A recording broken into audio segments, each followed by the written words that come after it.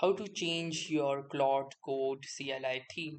So hey guys, welcome to this tutorial. In this tutorial, I'll guide you through the exact steps on how you can change the visual appearance and especially the theme of your Claude Code CLI. So if you are bored up with this particular theme and you wish to change it, I'm going to show you how you can do that. So in order to change the theme, all you will need to do is simply type in this command, that is the / and then type in config, then hit the enter button, and from here you can see this particular list. You can either search the setting or you can simply navigate using the arrow, and you can see this theme option right here, which is currently set to dark mode.